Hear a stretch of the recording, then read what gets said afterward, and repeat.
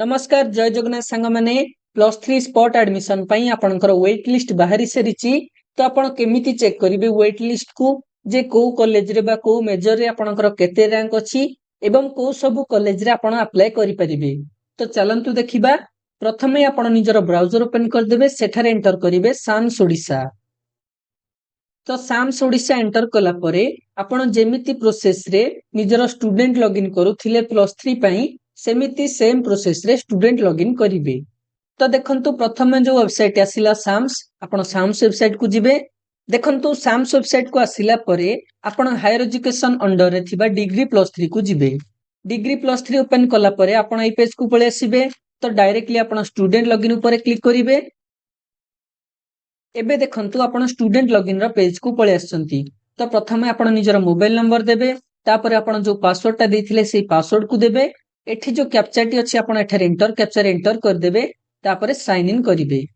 देखंतु sign in कला परे आपणकर प्रोफाइल टे एमिति लॉगिन हे जायथिबो। जदि आपण मोबाइल ओपन करूचंती ताहाले आपण लेफ्ट साइड रे थिबा ए 3 डॉट ऊपर क्लिक कले एप्लीकेशन फॉर्म अंडर रे आपणकु गोटे नुवा ऑप्शन देखैबो व्यू वेटिंग रैंक। तो आपण एई ऑप्शन ऊपर क्लिक करिवे।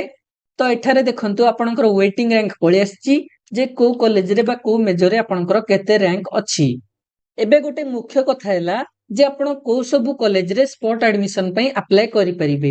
देखंतु आपणको एठारे जो सब कॉलेज देखौची केवल सेही कॉलेज गुडा करे ही आपण स्पॉट एडमिशन पई अप्लाई करि परिबे।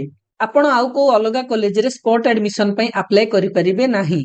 केवल एठारे जो सब कॉलेज आपणको देखौची आपण सेही कॉलेज रे ही आपण स्पॉट एडमिशन पई अप्लाई करि परिबे। एवं मन रखंतु आपण केवल गोटे कॉलेज नै एक रु अधिक कॉलेज रे अप्लाई करि परिबे। आपण चाहिले सब कॉलेज रे अप्लाई करि परिबे किंबा आपण दीटा कॉलेज रे हो तीनटा कॉलेज रे हो आपण जेतोटी कॉलेज रे चाहुचंती सेतोटी कॉलेज रे स्पॉट एडमिशन पई अप्लाई करि परिबे। किंतु सेही कॉलेज टी एई वेटिंग रैंक रो लिस्ट रे आपणको देखौथिबा दरकार। केवल जो कॉलेज एई वेटिंग रैंक रे अछि सेही कॉलेज रे बा सेही मेजर रे ही आपण स्पॉट एडमिशन पई अप्लाई करि परिबे। एठारे देखंतु आपणकर सब कॉलेज देखै दैछि।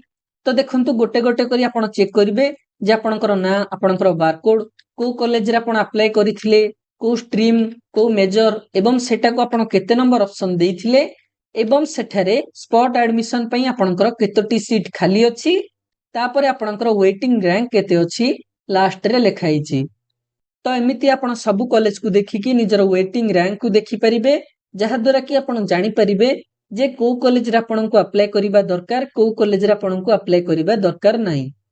आउ देखंतु केते रैंक थिले आपण को कॉलेज रे अप्लाई करिबा दरकार, को कॉलेज रे अप्लाई करिबा दरकार नाही एवं को कॉलेज रे केते रैंक थिले आपणको मिली परिबो।